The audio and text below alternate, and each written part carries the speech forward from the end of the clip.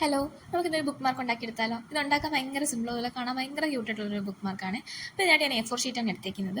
അതിൻ്റെ അറ്റത്തായിട്ട് ഒരു സർക്കിൾ വരച്ചു കൊടുത്തിട്ടുണ്ട്. ശേഷം അതിൻ്റെ ഉള്ളിൽ കൂടെ ഒരു സർക്കിളും കൂടെ വരച്ചു കൊടുത്തിട്ടുണ്ട്.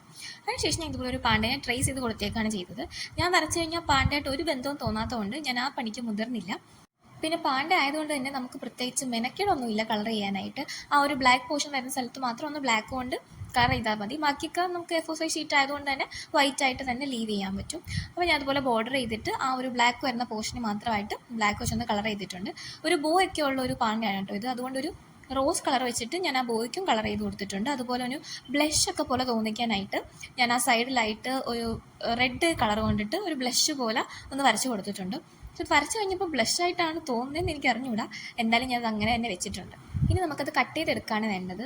അതിനായിട്ട് ആ സർക്കിളും അതുപോലെ അതിൻ്റെ ഉൾ പോർഷനും ഒന്ന് കട്ട് ചെയ്തെടുക്കുക. എന്നിട്ട് സർക്കിളിൽ നിങ്ങൾക്ക് വേണമെങ്കിൽ കളർ കൊടുക്കാം കേട്ടോ. ഞാൻ കളർ കൊടുക്കുന്നില്ല, ജസ്റ്റ് ആ വൈറ്റ് കളറായിട്ട് തന്നെ ഞാൻ വെച്ചേക്കാണ്. കാരണം ഞാൻ ഒരെണ്ണം കൂടി ഉണ്ടാക്കിയിട്ടുണ്ടായിരുന്നു, അതിന് ഞാൻ ഓൾറെഡി കളർ കൊടുത്തിട്ടുണ്ട്. അത് ഞാൻ വീഡിയോയുടെ ലാസ്റ്റ് ഞാൻ കാണിക്കാം. അതുകൊണ്ട് ഇതിന് ഞാൻ കളർ കൊടുക്കുന്നില്ല, വൈറ്റ് ആയിട്ട് തന്നെ ഞാൻ വെച്ചേക്കാണ്.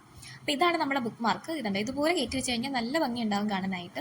അതുപോലെ ഇതാണ് ഞാൻ രണ്ടാമത് ഉണ്ടാക്കിയ ബുക്ക് മാർക്ക് എന്ന് പറയുന്നത്. ഞാൻ മുമ്പേ ഉണ്ടാക്കിയാണ്. അതിൻ്റെ പാണ്ട ഒരു ചെറിയ പാണ്ടയാണ്, അതുകൊണ്ട് മറ്റേ അത്ര വലുതല്ല. അതുപോലെ ഇത് നമ്മൾ മുമ്പ് ഉണ്ടാക്കിയൊരു ബുക്ക് മാർക്കാണ്. ഇത് കാണാത്തവർ ഇതൊന്ന് കണ്ടു നോക്കണേ.